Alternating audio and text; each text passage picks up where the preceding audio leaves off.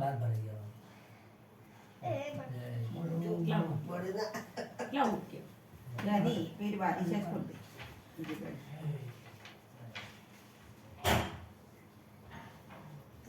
પપ્પા ખુશ એ તો પોકાઈ બાબા તો કોઈ વ્યાખી આટલા પોકતું તો બસ બસ એક જ હા એક કાચવાળી પોકોલ એક જ ખોલે છે પણ ડબલ બારી જાડી છે તો બીજી વાહ એવા એ ગમત ના બોલો ગજાનન મહારાજની જય ચંદ્ર ભગવાનની જય આનંદ મંગલ કરું આરતી હરિ ગુરુ સંતની સેવા આનંદ મંગલ કરું આરતી હરિ ગુરુ સંતની સેવા પ્રેમ ધરીને મારા મંદિરે પધારો પ્રેમ ધરીને મારા મંદિરે પધારો સુંદર સુખડા લેવા આનંદ મંગલ કરું આરતી હરિ ગુરુ સંતની સેવા ત્રિભુવન તારણ સંત ઉદાહરણ ત્રિભુવન તારણ સંત ઉદાહરણ જગત દર્શન દેવા આનંદ મંગલ કરું આરતી હરિ ગુરુ સંતની સેવા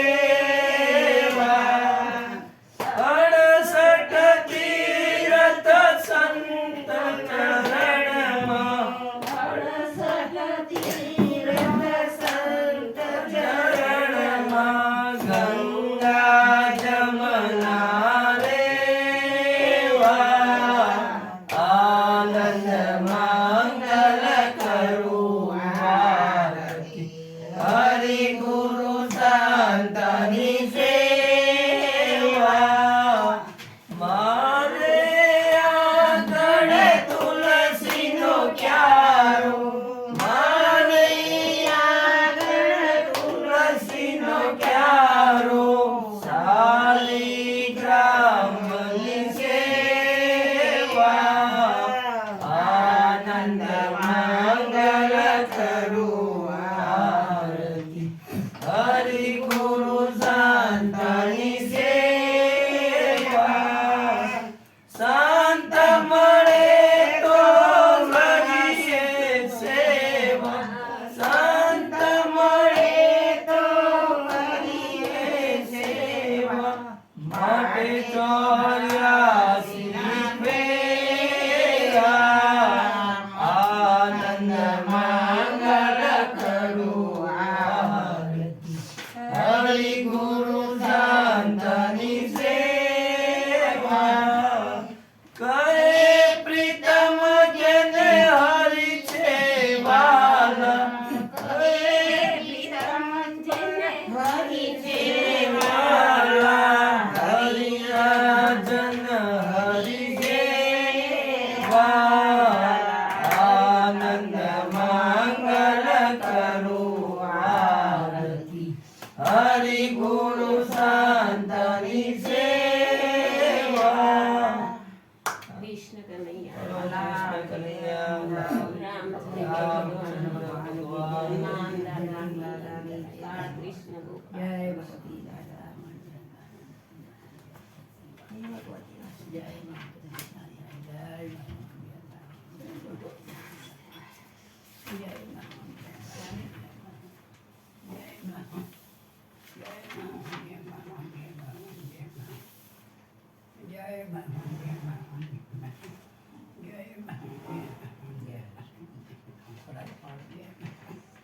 જય ભગવાન મારા ભગવાન અહીં પોણી ના આવી ગયા લાવ લીધી આવું. ગંગાજળ પડ્યું હોય તો લઈ લો છું. એ હઈ રહી છે, પણ એ પાછળ ફરેલી. મારા પરમાનું સુખ કઈ વાંધો નહીં, બહુ ચૂક તો. હા. જો જઈ જય માતા જય બધાના જે પકડ મૂમ લઈને હરખું પકડજે જય આપણે. ભગવાન જાજો હા, ઈ તો જાય નહીં. જય ઓમ ભગવાન શ્રી ગણેશાય નમઃ. ઓમ શ્રી સરસ્વતી નમઃ. ઓમ શ્રી રામચંદ્રાય નમઃ. ઓમ શ્રી કૃષ્ણાય નમઃ. ઓમ શ્રી હનુમંતે નમઃ. ઓમ બોલી શ્રી મોબાઈલ पे जैसे ગુરુદેવાય નમઃ. ઓમ નમો પાર્વતી પતે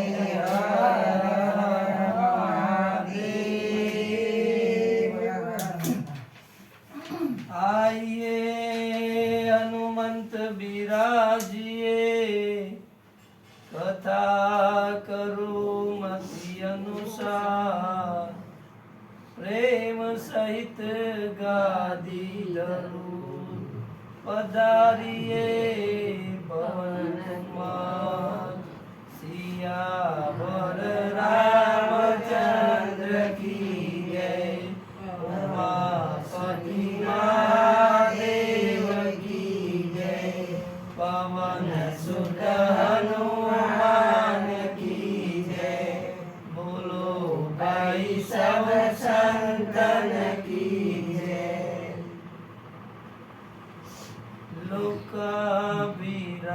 लोकाभिरामं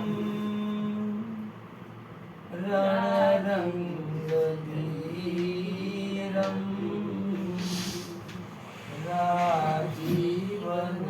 राजीवनेत्रं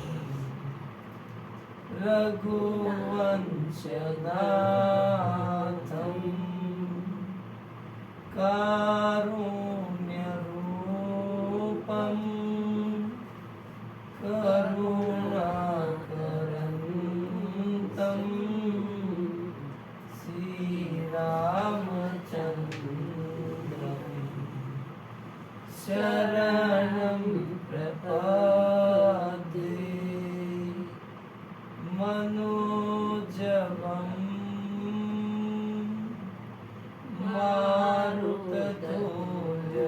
मारुततुल्यवेगं जितेन्द्रियं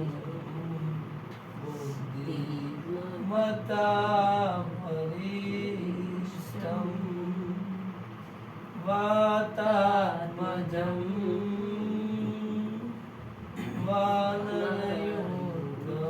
वानरयोगमुख्यं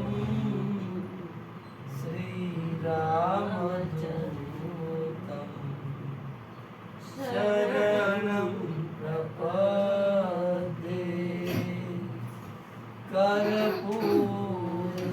कर्पूरगौरं करुणावतारं આવો જય ભગવાન संसारसारं भुजगेन्द्रहारं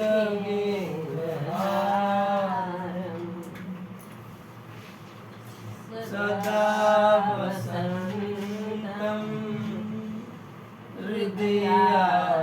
हृदयारविन्दे भवं भवानि सहितं नमामि श्रीराम जय राम जय जय राम श्रीराम जय राम जय जय राम श्रीराम जय राम जय जय राम श्रीराम जय राम जय जय राम राजा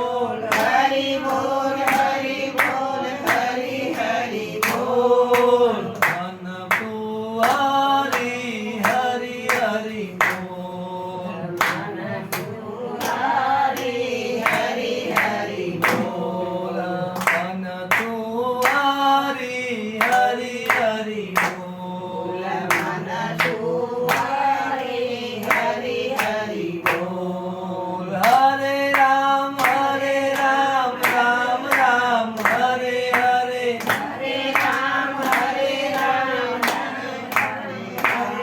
હરે હરે રામ રામ રામ હરે હરે હરે રામ હરે રામ રામ રામ હરે હરે હરે કૃષ્ણ કૃષ્ણ કૃષ્ણ હરે હરે હરે કૃષ્ણ કૃષ્ણ કૃષ્ણ હરે હરે હરે કૃષ્ણ કૃષ્ણ કૃષ્ણ હરે હરે હરે કૃષ્ણ કૃષ્ણ કૃષ્ણ હરે હરે શ્રી રામ જય જય રામ શ્રી રામ જય જય રામ શ્રી રામ જય જય રામ શ્રી રામ જય જય રામ શ્રી રામ જય જય રામ શ્રી રામ જય જય રામ શ્રી રામ જય જય રામ શ્રી રામ જય જય શ્રી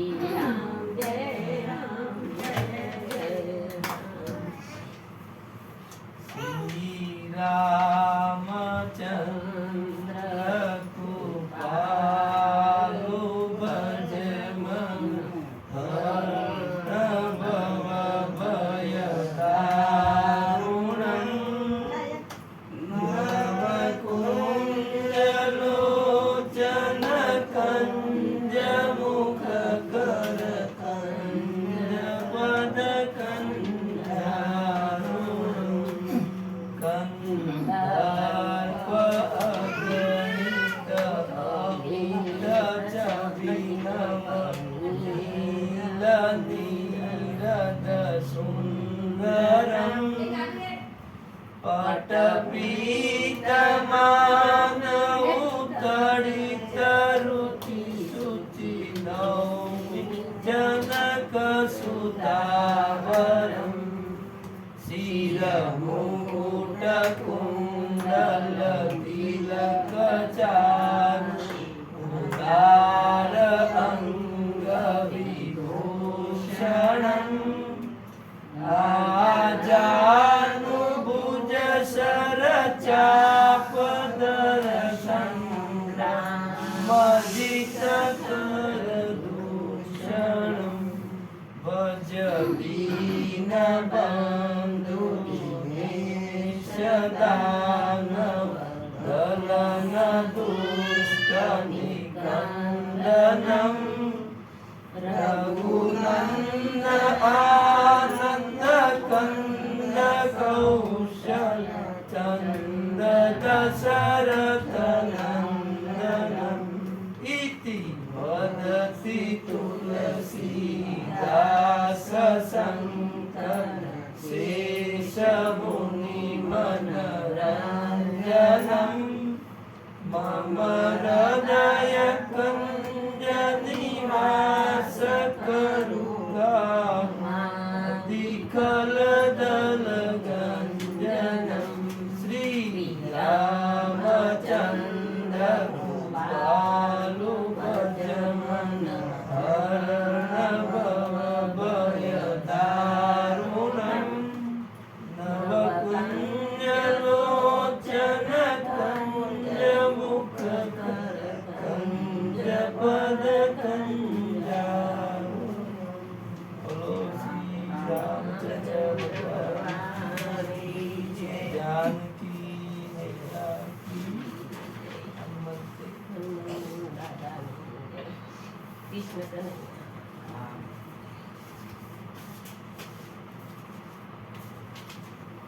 સવારે જો આવતા હોય ભજન કીર્તન થઈ જાય એટલે મન સાફ થઈ જાય. મનના બધા વિચારોથી આપણે ઘરના સંસારના લઈને આવે એ દૂર થઈ જાય. થઈ જાય થોડી વાર. દૂર થઈ જાય પછી આપણે એના ઉપર રામકથાનો મારો કરીએ સાચી વાત છે.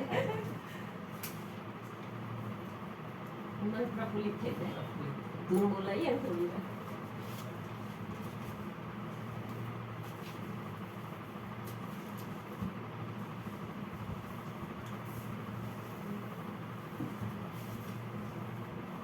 બોલો રામચરિત માનસ લાલ કી જય.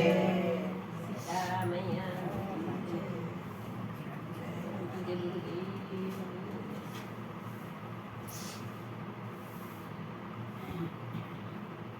તો ગઈકાલે આપણે રામકથાની અંદર જેમાં સતીએ સંશય કર્યો અને પ્રભુનું મન નહોતું તેમ છતાંય સતી ભગવાનની પરીક્ષા લેવા માટે નીચે ગયા અને પ્રભુજી એમ કીધું હતું કે વિવેકથી તમે લેજો પરીક્ષા, પણ માએ સીતાનું જ રૂપ ધારણ કર્યું અને પ્રભુ એમને રામચંદ્રજી એમને ઓળખી તો ગયા પણ જેવા સતી શંકરજી જોડે ગયા અને પાછા કૈલાસ જતા હતા અને પાછળ પૂંછવાળી તો એવું લાગ્યું કે સીતા રામજી લક્ષ્મણ તો બધા જોડે જ,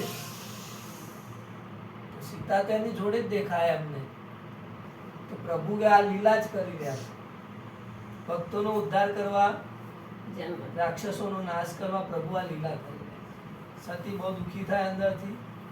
શંકરજી ભગવાન પોતે ધ્યાન સમાધિમાં ચલા ગયા અને એમાં પ્રભુએ ઘણા વર્ષો સમાધિમાં વિતાવ્યા. પછી જ્યારે બહાર આવ્યા ત્યારે સતી એમના પિતાના ઘેર જવા માટે હઠ પકડે છે અને એમના ત્યાં એમનું અપમાન થાય છે દક્ષ પ્રજાપતિને ત્યાં, અને સતી યજ્ઞમાં પોતાનું શરીરનો ત્યાગ કરે છે. એ ત્યાગ કર્યા પછી આ સમાચાર પ્રભુ શંકરજીને મળે છે ત્યારે વીરભદ્ર કરીને એક બીજા એમના ગણ છે એમને મોકલે છે અને આખા યજ્ઞનો વિધ્વંસ કરે છે. એટલા સુધી આપણે ગઈકાલે રામકથા જોઈ હતી. હવે આજે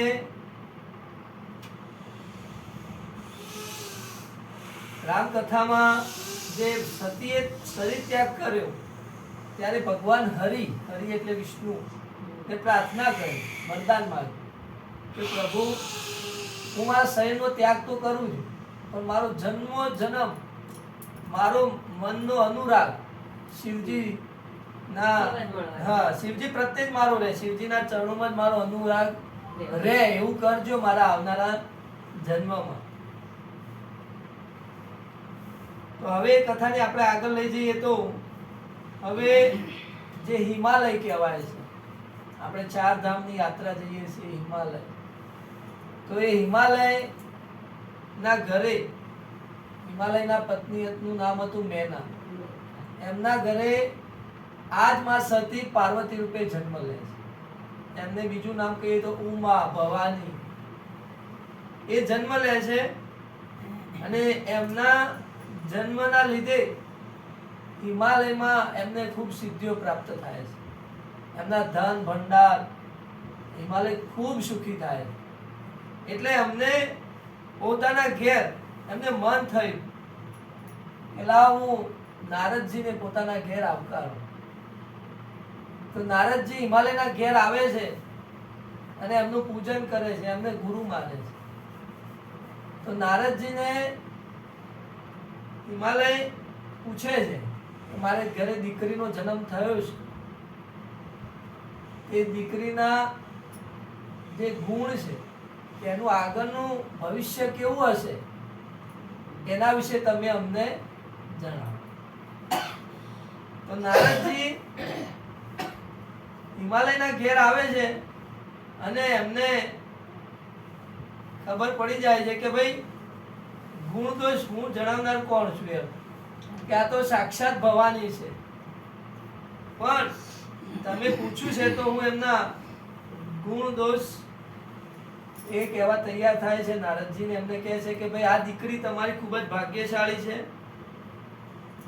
ખૂબ જ સુંદર, સુશીલ અને સમજદાર દીકરી થશે અને બધા લેખ સારા છે, પણ એક ખોટ મૂકી છે કે એને જે પતિ મળશે એ ગુણહીન, માનહીન માતા પિતા વિહીન, ઉદાસીન અને સંશયહીન.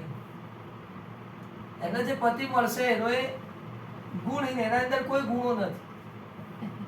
માતા પિતા વિહીન, માતા પિતા જ નથી એના. જટાધારી, એમાં એવું કહ્યું છે કે યોગી, જટાધારી, નિષ્કામ હૃદય, અને અંદર લખ્યું છે કે નાગો અને અમંગળ વેશવાળો. આવો પતિ એટલે ભગવાન શિવજી પોતે એમનો વેશ જોઈએ તો આપણને ડર લાગે, બરાબર, પણ પોતે ગુણહીન છે, પોતે પરબ્રહ્મ પરમાત્મા છે, દેવોનો દેવ મહાદેવ છે. એટલે જ્યારે આ હિમાલય અને મેના સાંભળે છે ત્યારે બહુ દુઃખી થઈ જાય છે કે વિધાતાએ મારી દીકરીને અહીંયા જન્મ આપ્યો, સરસ બધા લેખ છે, અને આજ કેમ એવા લેખ કે મારી દીકરીને આવો પતિ મળશે. એટલે એ બંને ના શરીર પુલકિત થઈને રડવા માંડ્યા કે તો નારદજી કે ગુરુજી હવે શું થશે અમારી દીકરીને, આવો પતિ મળશે તો. એટલે એમને કીધું કે મારું વચન 100% સત્ય જ થશે, એમાં તમે સંશય ના રાખો. પણ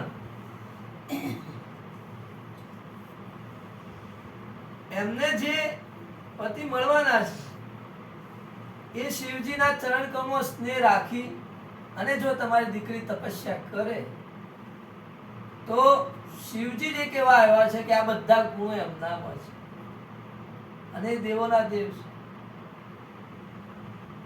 તો તમે તમારી દીકરીને જો કહો કે જો ભગવાન શંકરની તપસ્યા કરે તો ભગવાન શંકર પ્રસન્ન થાય તો આ મેળાપ શક્ય બને. એટલે સૌથી ચિંતા માતાને થાય, પિતા કરતા. એટલે મેના ખૂબ રડતા હતા. એટલે હિમાલય એમને ધીરજ આપી, એમને તો વિધાતા ઉપર દુખે છે કે અભાગ્ય વિધાતા કેવો કહેવાય કે મારી દીકરીના બધા જ સારું લખ્યું છે પણ જે એની લગ્ન કરીને બીજાના ઘેર જવાની છે ત્યાં આવું એમને મુખ્ય આપણને ચિંતા ત્યાં જ રહે દીકરીની. એટલે અને બહુ દુઃખ થયું. એમને નારદજી એમ કીધું કે ભાઈ શિવજી સાથે વિવાહ થઈ જાય તો આ બધા જે ગુણો છે શિવજી નામ છે એના લાયક બીજો કોઈ એમના સમકક્ષ છે.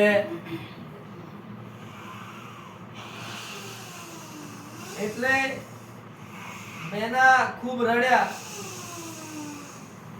અને એમને હિમાલયે સમજાવ્યા કે ભાઈ તમે દીકરી પાસે જાઓ અને દીકરીને આ તપ કરવા વિશે સમજાવો ને એને તૈયાર. મેના હતા એ ખૂબ રડતા હતા.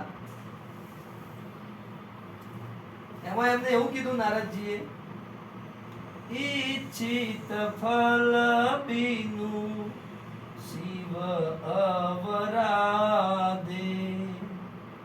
લઈએ ન કોટી જોગ જપ સાધે.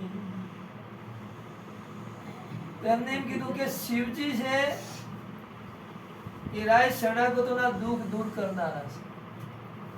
એમના શરણમાં જે પણ જાય છે શિવજી એમનું દુઃખ દૂર કરનારા છે, કૃપાના સાગર છે, સેવકોના મનને પ્રસન્ન કરનારા છે. અને શિવજીની આરાધના કર્યા વિના કરોડો યોગ અને જપ બધા નકામ.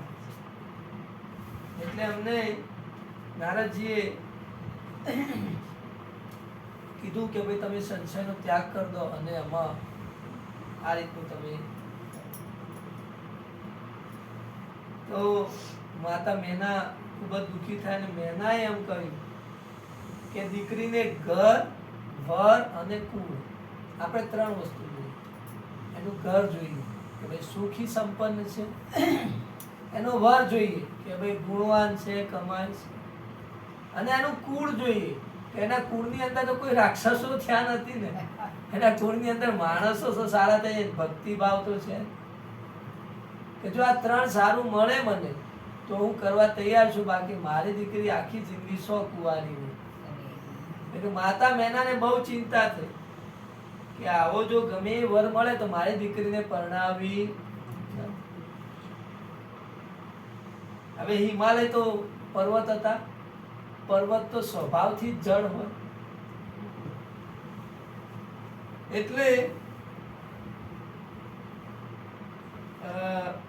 હિમાલયે મેનાને કીધું કે તમે કન્યા પર સ્નેહ રાખીને એવું શિક્ષણ આપો, એ એવું તપ કરે જેથી એને શિવજી મળી. મેના ખૂબ રડતા હતા, આંખોમાં આંસુ હતા અને પાર્વતી જોડે ગયા.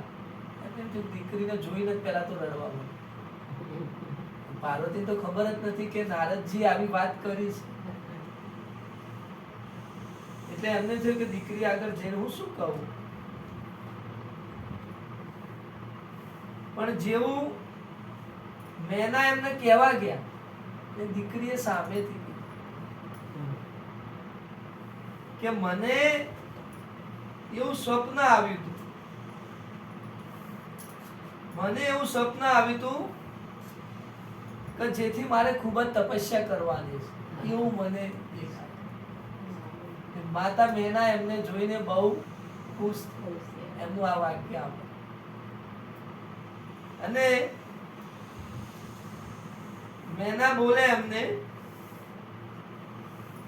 કે નારદજીનું વાક્ય છે કે તું તપ કર, તો એમના ઉપર શ્રદ્ધા રાખ, કે આપણા ગુરુજી છે, અને એમના ઉપર શ્રદ્ધા રાખ અને તું તપ કર, જેથી તારા દુઃખ દોષ જે હોય છે એ બધા. એટલે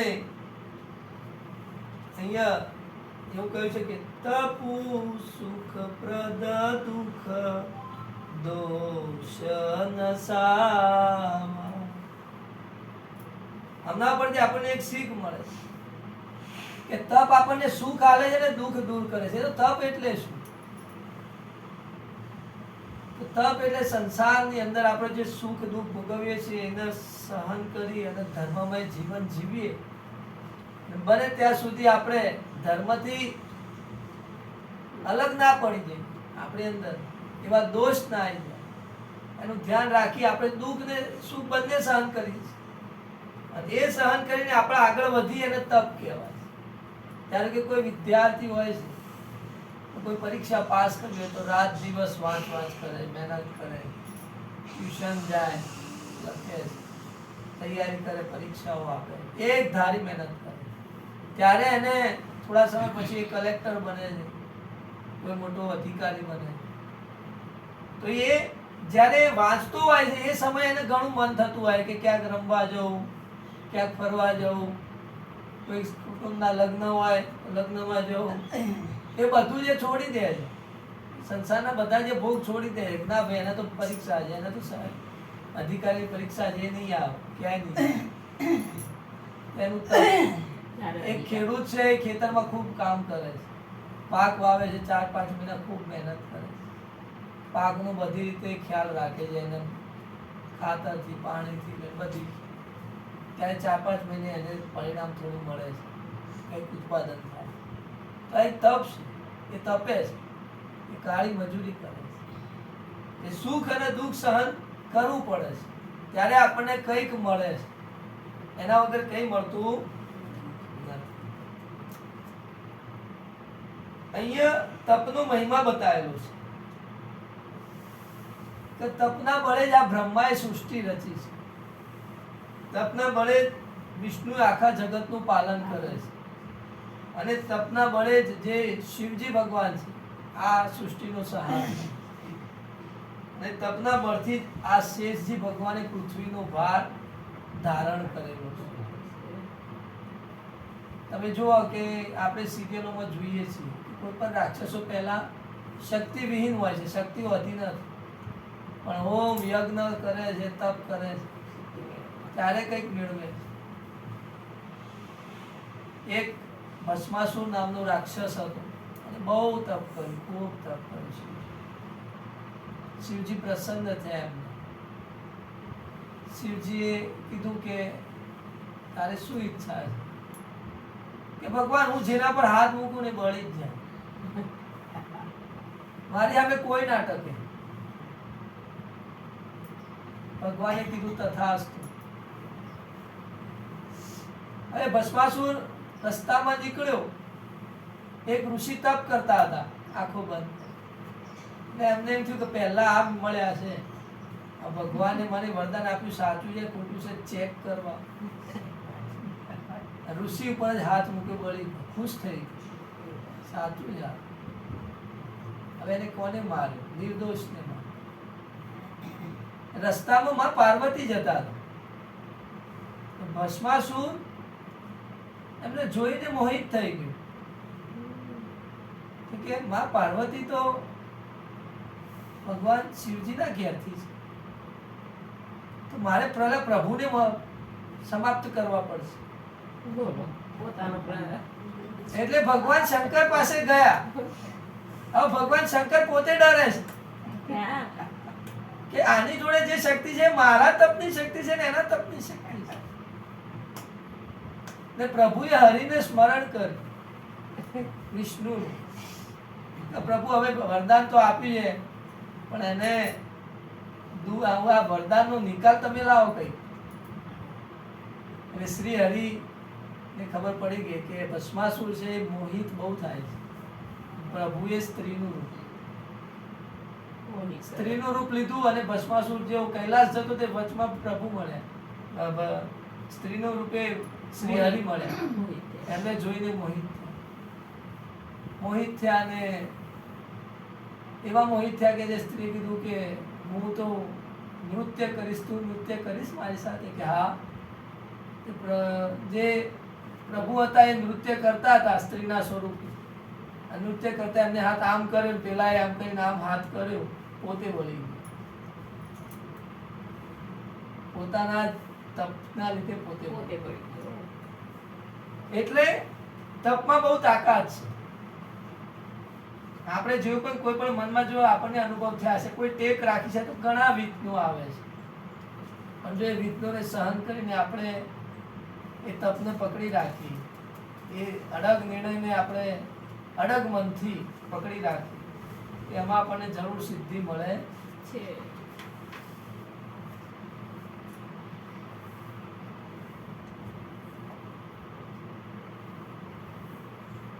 હવે અહીં કહે છે કે અતિ સુકુમાર નતનુ તપજોગુ પતિ પદ સુમીરી તજે ઉસમો. એમ કહે છે કે ભાઈ પાર્વતી તમે વનમાં જાઓ અને તપ કરો. જો કેમ વનમાં જાય છે? મહેલમાં ના કરી શકે? ના, કારણ કે મહેલમાં એક એકાંત ના મળે. મહેલમાં એમને જોઈને બીજા પણ દુઃખી થાય કે આવું તપ કરે છે. મહેલમાં ભોગો વધારે હોય, એટલે મન જલ્દી અડગ પણ ના થાય.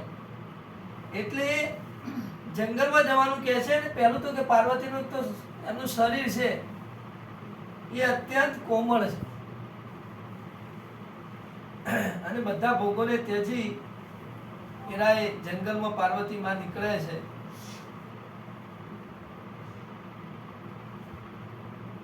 એમને મનમાં એમ જ થઈ ગયું કે હવે શિવ જ મને મળે. બસ એમના ચરણોમાં એમનો અનુરાગ થવા માંડ્યો, અને એમને બધું જ શરીરનું ભાન ભૂલી 1000 વર્ષ સુધી મૂળ અને ફળ ખાધા.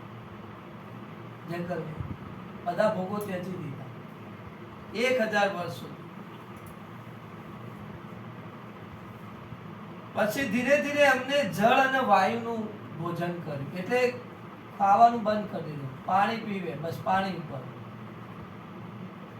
એના થોડો સમય પછી 3000 વર્ષ સુધી એમને ઝાડના પાન ને ફૂલ ને એવું ખાધું.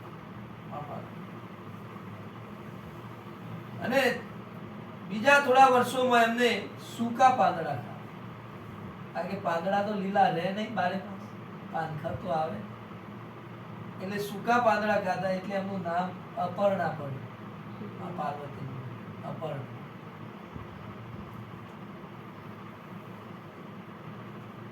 એમને આવું તપ કર્યું એટલે આકાશવાણી થઈ.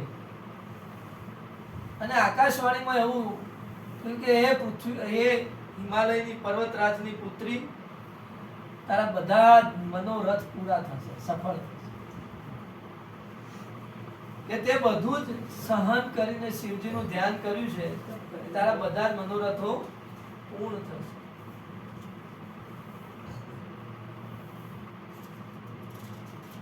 એમને એવું કીધું કે આવું કઠોર તપ કોઈ મુનિ જ્ઞાનીએ કર્યું નથી. અને પાર્વતી તે આ તપના લીધે તો આજે દીકરીઓનું જે વ્રત આવે છે, જયા પાર્વતી દીકરીઓ કેટલા 5 દિવસ ઉપવાસ કરે છે, શંકર ભગવાનની પૂજા કરે છે. પણ એ દીકરીઓને હજી એક છે કે અમને આ ઇતિહાસની ખબર. અચ્છા, પાર્વતીએ જે સહન કર્યું એ વસ્તુ એમને વધારે શીખવાડવાની જરૂર છે કે જીવનમાં કોઈ પણ દુઃખ આવે, કોઈ પણ સંઘર્ષ આવે, એ આ તપ છે. સહન કરવું જ એ જ તપ. જેટલા કારણ કે મુશ્કેલ સંઘર્ષ અને દુઃખમાં આપણે ડરી જઈએ, કઈ ખોટા નિર્ણય લઈ લઈએ, તો એમાંથી ભગવાનમય આપણું મન રાખી અને એ સમય ધીરે ધીરે પસાર કરવો. સમય તો બદલાવાનો જ છે, પણ એ સમય એવો કઠિન હોય છે કે અડધો કલાકે જવો આપણને આખા દિવસ જેવો લાગે. આપણું મન એકદમ ચંચળ થઈ જાય, મનમાં ભગવાન પ્રત્યે શ્રદ્ધા હોય એ પણ તૂટી જાય, ડગી એવું દુઃખ આવે. એ આ તપ છે, એ આ ભાવરૂપોનું જે આ તપ છે એને સહન કરવું. તો પછી એમને એવી આકાશવાણી થઈ કે તારા પિતા તને જો બોલાવા આવે પાર્વતી, તો તું ઘેર જજે. અને જ્યારે તને સપ્તર્ષિ મળે, 7 ઋષિઓ તને મળવા આવશે, ત્યારે સમજી કે તું તારું તપ સફળ આવું પાર્વતીને કીધું. તું હટ ના પકડતી, તારા પિતા તને બોલાવા આવે, તારી તપસ્યા આટલે પૂરી થઈ એમ.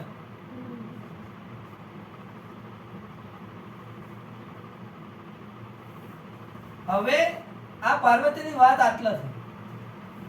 હવે જ્યારે સતી રૂપી હતા માં અને યજ્ઞમાં પોતાનું શરીર હોમ્યું હતું, એના પછી શિવજીની શંકરની શું દશા હતી? સાચી વાત છે. સંસારમાં આવું આપણને થાય છે. કોઈની પત્ની મરી જાય તો પતિ દુખી જાય, પતિ મરી જાય પતિ.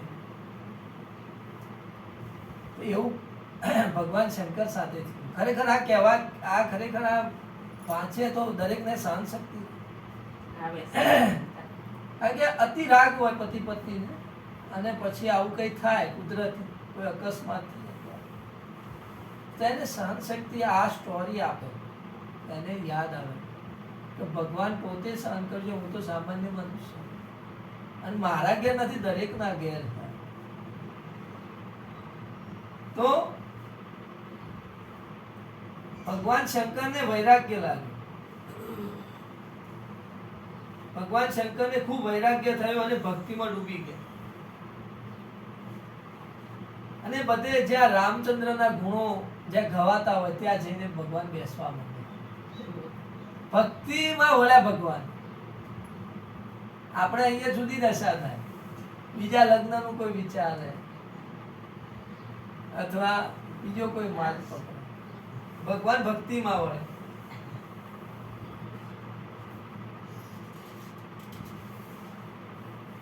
એ બીજું રૂપ લઈ અને પૃથ્વી પર ફરવા માંડે કે હાલ રામ તો નીચે છે ને, મુનિઓ રામના ગુણો ગાય છે, ભગવાનના હું ગુણો સાંભળું. તો એમ ભગવાન શંકરને માં સતીનો વિયોગ તો દુઃખ આપતો જ હતો, પણ ભક્તિ માર્ગે વળ્યા હતા ભગવાન, એટલે ભક્તિની શ્રી હરિની કૃપા એમના ઉપર બની. એ દુઃખ સહન કરવાની શક્તિ ભગવાન શંકરને પણ મળી.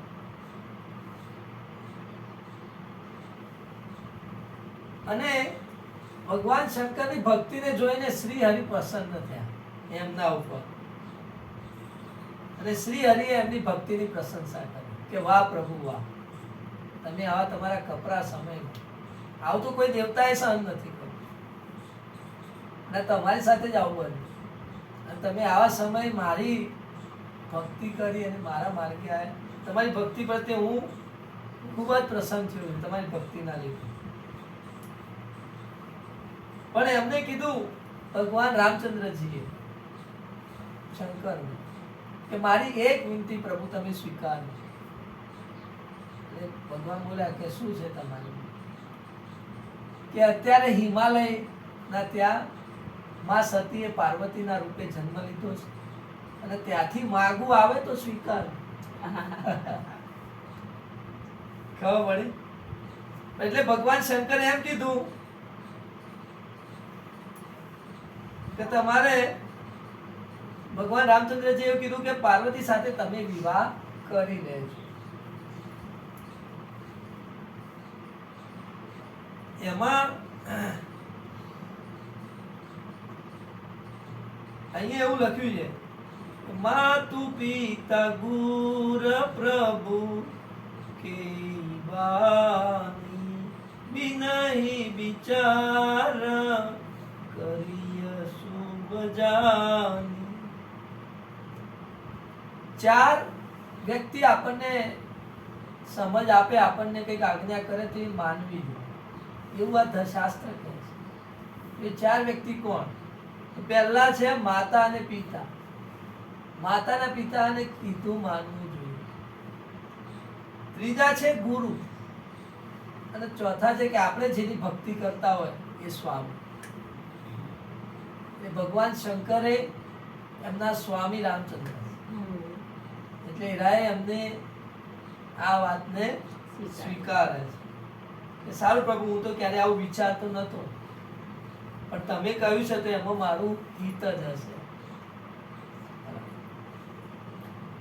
તો રામચંદ્રજી અંતર ધ્યાન થઈ ગયા. એના પછી 7 ઋષિઓ જે હતા એ શિવજી પાસે આવ્યા, અને ભગવાન શિવજીએ એમ કહ્યું કે તમે અત્યારે પાર્વતી પાસે જાઓ, અને પાર્વતી પાસે જઈને એની યોગ્ય પરીક્ષા લો,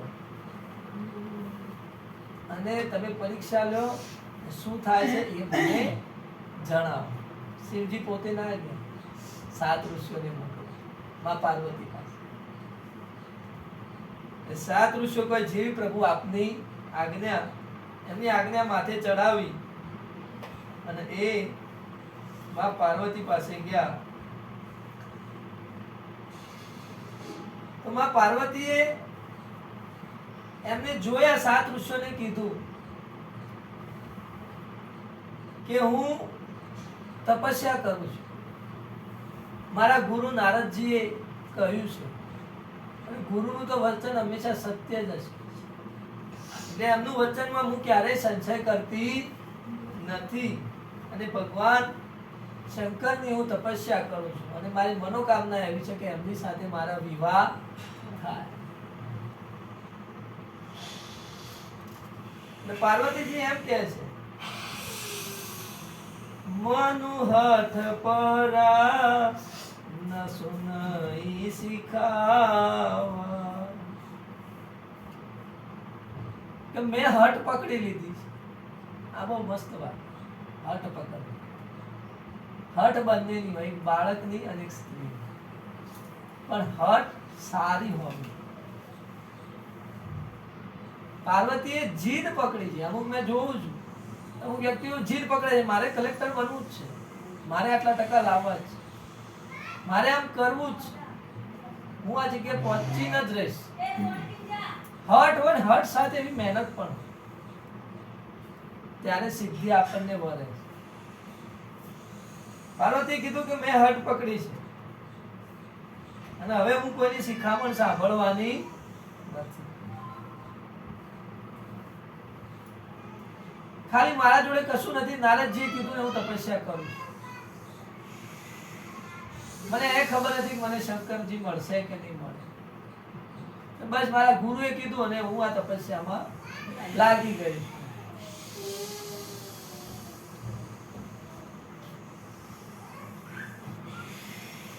એટલે પેલા 7 ઋષિઓ પાર્વતીજીને શું કહે છે? પેલા તો હસે જ.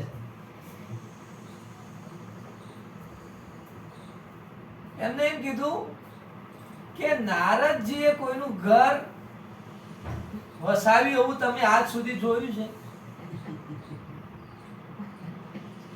અને તમે નારદજી ઉપર ભરોસો રાખીને આટલું મોટું તપ કરો. પ્રભુએ કીધું હતું કે પરીક્ષા લેજો કે નારદજીના લીધે કોઈનું ઘર વસ્યું એવું તો અમને દેખાતું.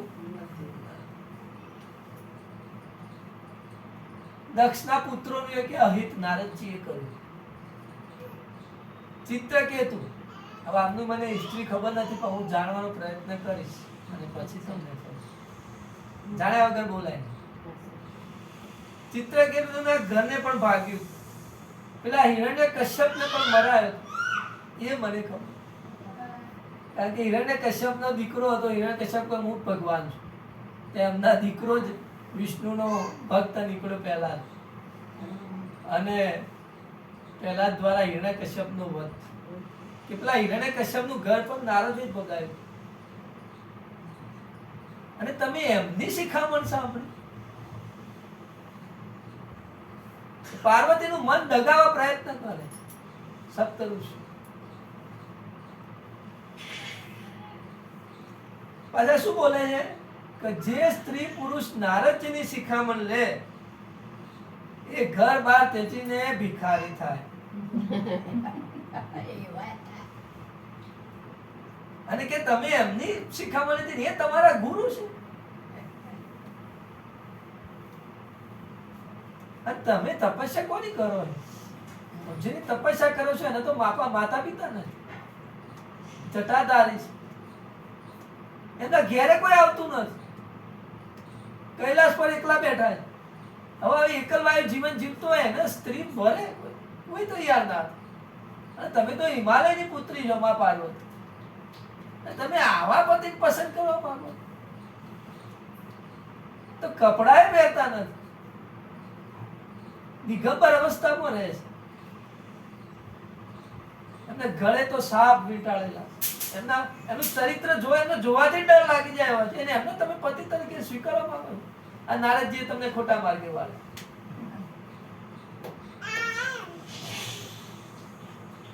જયારે માં પાર્વતીને આવું કહે છે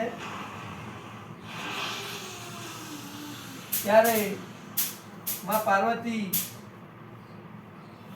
એમને જવાબ આપે છે, પણ સપ્તઋષિઓમાં પાછું થોડું ઉમેરે છે કે હવે તમે કામ કરો, તમે જેવી તપસ્યા કરો છો તો એ તો તમારા માટે બરાબર નથી, પણ એક બીજા તમારા માટે બરાબર છે. વૈકુંઠનો વાસી છે, લક્ષ્મીનો સ્વામી છે, સદગુરુનો ભંડાર છે, ધન ધાન્ય બધું ભરેલું છે એના. એવાને તમે પતિ તરીકે સ્વીકારો.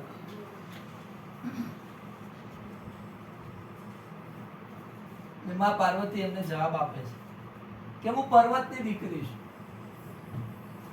એટલે પર્વતના જોડે હઠ હોય, કદી પર્વત ખસે નહીં, એક જગ્યાએ જ નહીં, એમ પણ હું હઠીલી છું.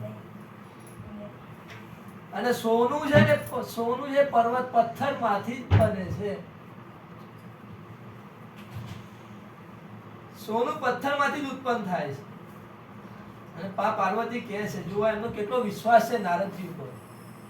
ગુરુ કે બચન પ્રતીતિ ન જેહી, સપને હું સુગમ ન સુખ સિદ્ધિ તેહી. માં પાર્વતી કહે છે કે જેને ગુરુના વચન ઉપર વિશ્વાસ નથી એને સુખ કદી સપનામાં પણ મળતું નથી. મેં ગુરુના વચન પર વિશ્વાસ મૂક્યો કે મારા ગુરુજી મારું ક્યારેય અહિત નહીં વિચારે, મને ખોટા માર્ગે ક્યારે નહીં દોરે. એટલે મને ગુરુના વચન પર વિશ્વાસ, અને મારું મન હવે શંકર પ્રત્યે જ અનુરાગથી બંધાઈ ગયું છે. અને મારું મન બીજે લાગે એમ નથી. એટલે હું પામીશ તો ભગવાન શંકરને જ પામીશ. પાર્વતી એમ કીધું કે તમે વાત કરી વૈકુંઠનો વાસી, જો તમે મને પહેલા મળ્યા હોત તો કદાચ હું એમની તપસ્યા કરત ને એમને સ્વીકાર, પણ હવે સમય, હવે તો જે છે એ મારું ભલું શંકરની પાસે જ છે.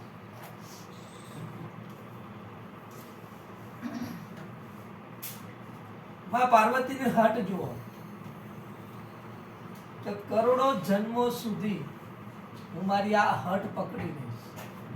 મારા કરોડો જન્મો થશે, આ જન્મ નહીં, ઘણા જન્મો થશે, હું આ હટ પકડી લઈશ. પણ હું શિવજીને જ વરીશ, બીજા કોઈને વરીશ.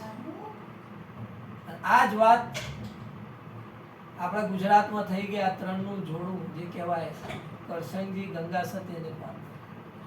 એમાં ગંગા સતી પાનબાઈને કહેવું મેરું તો ડગે પણ જેના મન ના ડગે રે પાનબાઈ, માગી રે પડે બ્રહ્માંડ, વિપત્તિ પડે પણ જેને વણશે નહીં તો સોય હરિજનના પ્રમાણ. મેરું ડગે પણ મન ના કારણ ડગે. કે મન ચંચળ છે, તરત કોકની વાતમાં આવી જાય અને તરત શંકા કરી દે કે સારું ત્યાં લાભ વધારે મળે છે, ઓય લાભ ઓછો છે, આ રવા દો ત્યાં નહીં. આપણે કોઈ નવો ધંધો ચાલુ કરી તો એમાં એવું થાય. ધંધો ચાલુ થાય 2-4 મહિના થાય, આપણું મન ડગી નહીં ચાલે, ચાલશે. બધા એવું કહે છે કે 1000 દિવસ આપો ધંધાને, 3 વર્ષ તો ધંધો જામે. પણ 3 વર્ષ સુધી ટક્યા રહેવું, 3 વર્ષ સુધી એકની એક ધંધામાં ટકી રહી મહેનત કરવી ને એમાં બુદ્ધિ દોડાવી, સહન કરવું, નફો ખોટ બધું સહન કરવું પડે. ત્યારે આપણે, જરૂર જામે. અને આપણી સામે કેટલાય સ્પર્ધાવાળા હોય, બીજા કેટલાય હોય ધંધા. એટલે કોઈ પણ વસ્તુ આપણે મેળવવી હોય તો એમાં સ્થિર થવું જરૂરી છે. ઋષિ મુનિઓ સપ્તર્ષિઓ થાકી ગયા કે પાર્વતીનું મન ડગે એવું નથી. ત્યારે સપ્તર્ષિ બોલ્યા કહે જગત જનની ભવાની તું ધન્ય છે, તારી તપ છે એ ધન્ય છે, તારી હઠ ધન્ય છે, તારો જય થશે, તારો જય તું જીતીશ તારા તપ. એવા આશીર્વાદ આપીને સપ્તર્ષિઓ પાછા હાલો.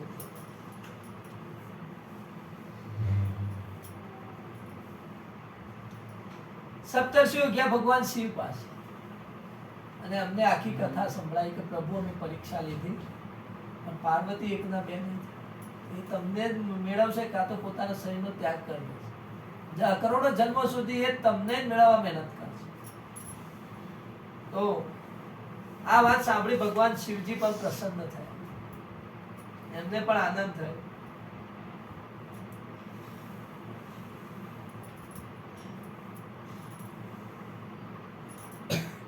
ભગવાન શિવજી ભગવાન રામજીનું ધ્યાન કરવા લાગ્યા. હવે આમનો વિવાહ કેમ આટલું મહત્વનું છે કે એ સમયે તારકાસુર નામનો રાક્ષસ થયો હતો અને તારકાસુર રાક્ષસે એવું વરદાન માંગ્યું હતું, બહુ બુદ્ધિશાળી હતો તારકાસુર. બધા તો રાક્ષસો એમ માગે ભગવાન હું મરું જ નહીં એવું વરદાન આપ, પણ તારકાસુર બુદ્ધિશાળી તો કારણ મૃત્યુ તો છે પણ એ ખરું મૃત્યુનો સમય લંબાવી શકાય. 100 વર્ષે મળે તો 1000 વર્ષે મળે, પણ પેલું 1000 વર્ષ જીવવા મળે. તારકાસુરે કેવું વરદાન માંગ્યું કે હું શિવજીના પુત્ર થી જ મારું મૃત્યુ થાય, બીજા કોઈ મન ના માની. અને એને ખબર પડી જાય કે ભગવાન તો ધ્યાનમાં રહે છે, સમાધિમાં હજારો વર્ષો તો એમને કાઢે છે અને એમના પત્ની તો છે નહીં સતી. હાલ એને આ બધી ખબર નથી એટલે ભગવાનનું એ વરદાન એને મેળવ્યું એટલે એને આખો ત્રાસ કરી દીધો. બધા દેવોને મારે, બધા દેવોની સંપત્તિ પડાવી દીધી, દેવો બધા ગરીબ થઈ ગયા. એટલે બધા દેવો થાકી ગયા હતા. બધા દેવો જ્યાં બ્રહ્માજી જોડે સમાધાન 3 દેવો જ કરે છે, બ્રહ્મા, વિષ્ણુ ને મહેશ. કે પ્રભુ પૃથ્વી પર ખૂબ હાહાકાર થઈ ગયો છે, તારકાસુર છે એને સ્વર્ગ પણ જીતી લીધું, બધું જીતી લીધું છે, તો હવે એનો કંઈક ઉપાય કરો એમ. અને બ્રહ્માજી એમને કીધું કે હિમાલયના ઘરે જે પાર્વતી છે એમના લગ્ન ભગવાન શંકર જોડે થવાના છે. જો એ થઈ જાય તો એમના થકી જે પુત્ર થશે એ પુત્ર આ તારકાસુરનો નાશ કરશે. આવી વાત કરી. હવે દેવો બધા વિચાર કરવા માંડ્યા કે હવે પ્રભુ તો ધ્યાનમાં મગ્ન થઈ ગયા છે, ભગવાન શંકરે તો સમાધિ લાગી. હવે એમની સમાધિ તો વર્ષો સુધી રહ્યા, તો તારકાસુર તો હજી વર્ષો સુધી ખેંચાઈ જશે. તો કે હવે તો બ્રહ્માજીએ કીધું કે તમે આમાં કામદેવને બોલાવો. કામદેવ જે છે એ કંઈક આમાં ઉપાય કરશે. તો દેવ બધા કામદેવની ઉપાસના કરે છે અને કામદેવજી ત્યાં પ્રસન્ન થાય છે. એટલે કામદેવજીને કીધું કે ભગવાન શંકરની સમાધિ અવસ્થા તોડવાની છે. કામદેવને ખબર પડી ગઈ કે કામ છે એ શિવ જોડે નહીં રહી શકે. હું ભગવાન શંકરની પાસે જઈ તો મારું મૃત્યુ નિશ્ચિત છે. હવે ના જાય તો પેલો રાક્ષસ ના, કારણ કે એક જ આખા દેવ હતો કામદેવ. દેવજી કામદેવ હતા કે એ આ શંકરની સમાધિ તોડી છે, બીજા કોઈની શક્તિ નથી. વિષ્ણુ તો નીચે રામ થઈને પૃથ્વી પર હતા. કામદેવે મનમાં વિચાર્યું, પરહિત લાગી તજઈ જો દેહી સંતત સંત પ્રશંસહિતે.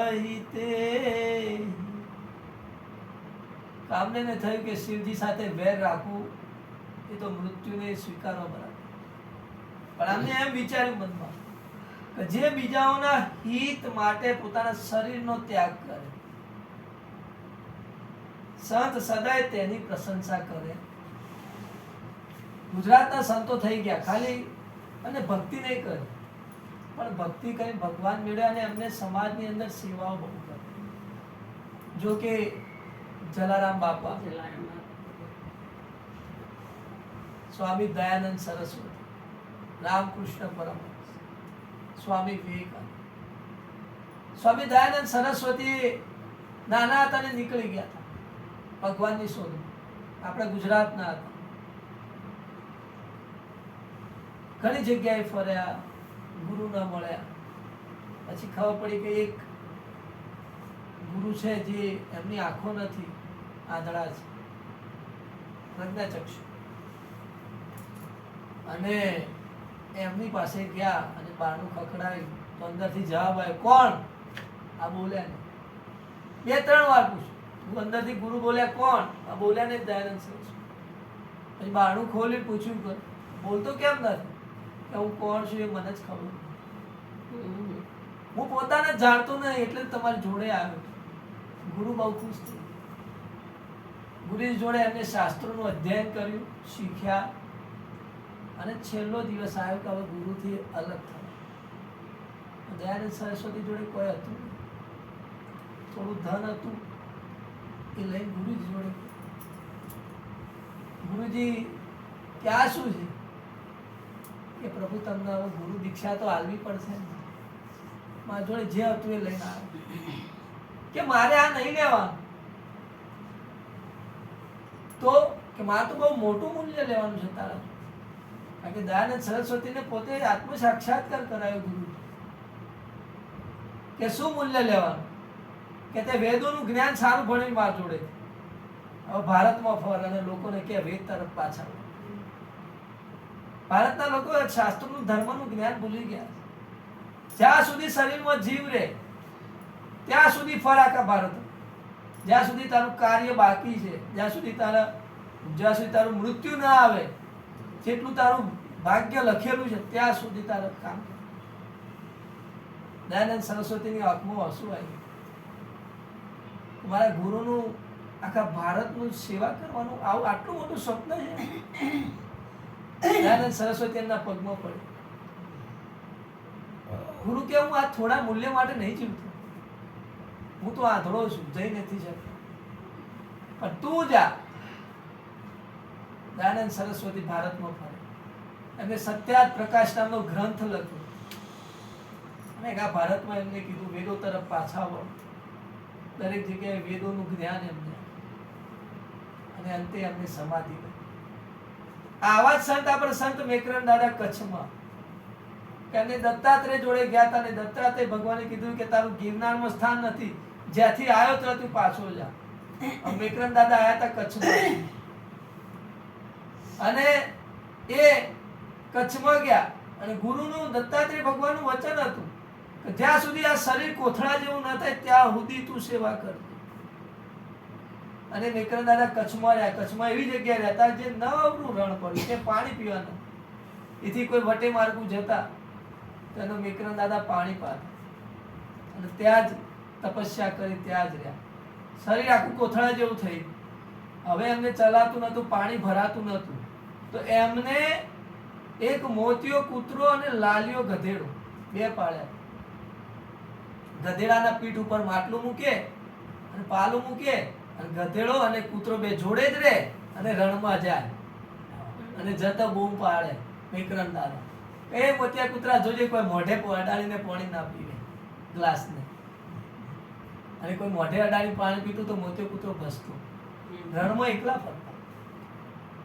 વિચાર, કચ્છની આ બહુ મોટી ઘટના છે. મેકરન દાદા જોડે મોતિયા કૂતરા લાલિયા ગધેડાએ જોડે સમાધિ લીધી. એવું કહેવાય છે કે આ બે પણ ગયા જન્મના સંત હતા અને એના કોઈ કર્મના લીધે એમને પ્રાણીઓનો અવતાર આવ્યો. એટલે આપણા જે સંતો છે એ બીજાને આપીને ખુશ થાય, પરહિત માટે. જે કામદેવે કીધું કે જે બીજાઓના હિત માટે પોતાનું પણ શરીરનો ઘસે દે, પોતાના દરેક કર્મને ખપાઈ નાખે, શરીરનો ત્યાગ કરે, એને સંત. કામદેવ હૃદયથી તૈયાર, ભલે મૃત્યુ તો મૃત્યુ, પણ જગત કલ્યાણ માટે, તારકાસુરના નાશ માટે મારે પ્રભુ જોડે જવું છે. કામદેવ ત્યાં શિવજી પાસે ગયા અને શિવજી પાસે જઈને એમને પહેલા તો આખી સૃષ્ટિમાં એમને કામ ફેલાવ્યું.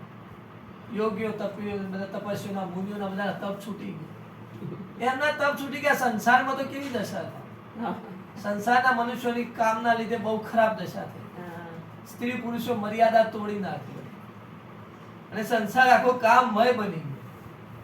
પણ જેવા શંકર બીજ જોડે ગયા ત્યાં સૃષ્ટિ જેવી હતી એવી થઈ. કામ બધો નાશ પામ્યો અને ભગવાનને એમને ધ્યાનમાં બેઠેલા હતા અને કામનો જે અસર ભગવાન ઉપર ન થઈ એટલે કામદેવ બહુ ખીજાય અને એમને તીર માર્યું અને ભગવાન શંકર જે ધ્યાનમાં બેઠા હતા એની અંદર ક્ષોભ ઉત્પન્ન થયો. મારી અંદર કામ કેમ ઉત્પન્ન થાય છે? હું તો પ્રભુના ધ્યાનમાં લીન છું. કામ ક્યારે મારી અંદર ઉત્પન્ન થવો જોઈએ? ભગવાન શિવજીએ જ્યારે નેત્ર ખોલ્યું સામે કામદેવ ઉભા હતા. એમને એટલો ગુસ્સો આવ્યો કે એમનું ત્રીજું નેત્રથી આખા કામદેવને ભસ્મ કરી નાખ્યા. પછી કામદેવની પત્ની હતી રતિ, એ બહુ રડવા. એકના લગ્ન કરવા માટે બીજાનું એ પણ એમની રતિ બહુ રડતી હતી કે પ્રભુ મારા પતિ એ તો સૃષ્ટિના કલ્યાણ માટે તમને જગાડવાનો પ્રયત્ન કર્યો. ત્યારે ભગવાન શંકરને આ બધી ખબર પડી ત્યારે પ્રભુએ એમને વચન આપ્યું, વરદાન આપ્યું કે રતિ તું શાંત થઈ જા. જ્યારે દ્વાપર યુગ આવશે અને એમાં ભગવાન જે કૃષ્ણ ફરી જે કૃષ્ણ રૂપે જન્મ છે એ સમયે કૃષ્ણનો પુત્ર પ્રદ્યુમન તરીકે તારા પતિનો જન્મ થશે. ત્યાં સુધી કામ અદ્રશ્ય લોકોની અંદર રહેશે. આપણી અંદર કામ છુપાયેલું છે, અદ્રશ્ય છે, દેખાતું નથી. ત્યારે રતિ શાંત પડ્યા અને એમને શિવજીનો જયકાર કર્યો.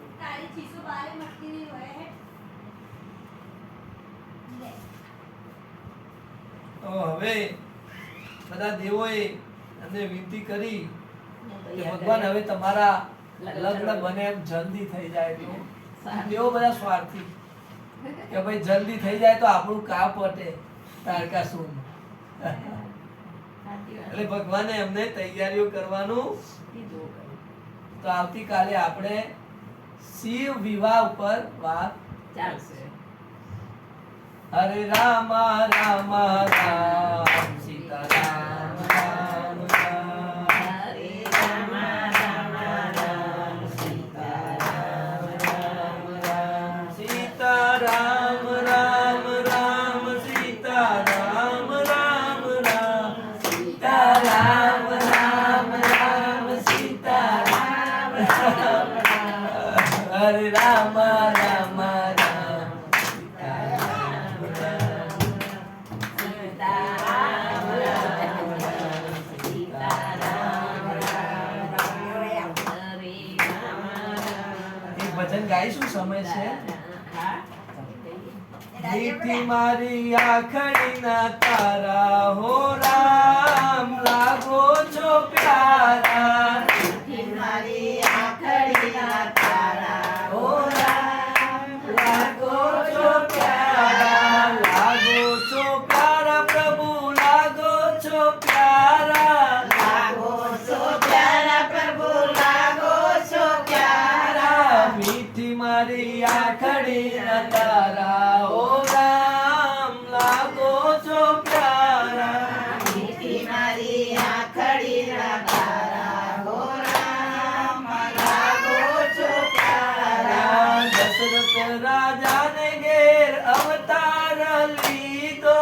દશરથ રાજાને ઘેર અવતાર લીધો.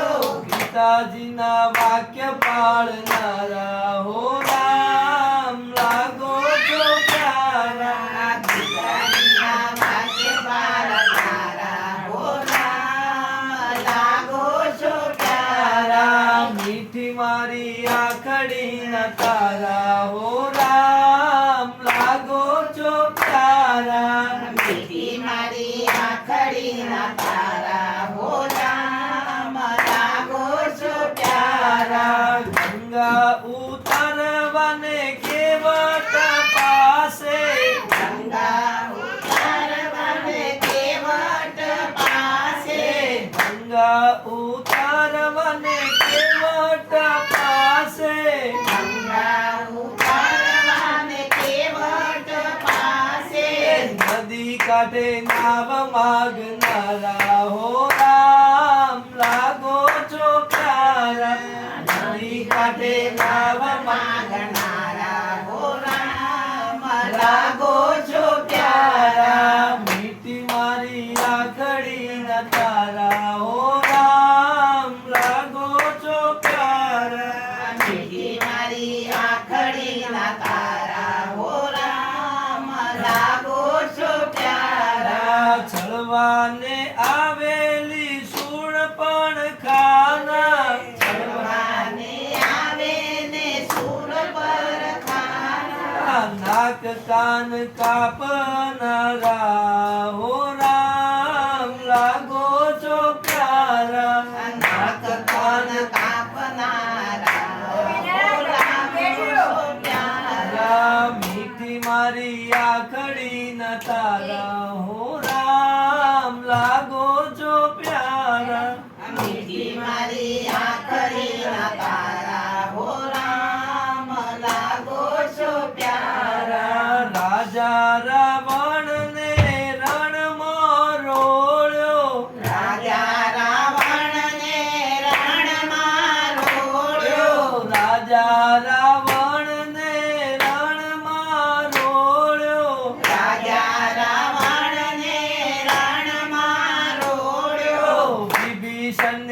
રાજ્ય આપનારા હો રામ લાગો છો પ્યારા વિભીષણને રાજ્ય આપનારા હો રામ લાગો છો પ્યારા મીઠી મારી આખડી ના તારા હો રામ લાગો છો પ્યારા મીઠી મારી આખડીના તારા હો રામ લાગો છો પ્યારા ભક્ત વત્સલ ભોળાનાથ ભગવાન છો ભગવાન છો ભક્ત કેરા કષ્ટ કાપનારા હો રામ લાગો છો પ્યારા ભક્ત કેરા કષ્ટ કાપનારા હો રામ લાગો છો પ્યારા મીઠી મારી આખડી ના તારા હો રામ લાગો છો પ્યારા મીઠી મારી આખડીના તારા હો રામ લાગો છો પ્યારા મીઠી મારી આખડી ના તારા હો રામ લાગો છો પ્યારા બોલો સિયાવર રામચંદ્ર ભગવાન કી જય जानकी मैया की जय उमापति महादेव की जय पवन सुत हनुमान की जय अम्बे मात की जय ओम नमः पार्वती पते हर हर महादेव आज के आनंद की जय। प्रसादी आपजे જય હો. प्रसादी જય. प्रसादी आप વાટકી લાવું બધું તમે ચોકલું આવું રમે જાય બાપા. આનંદ આવે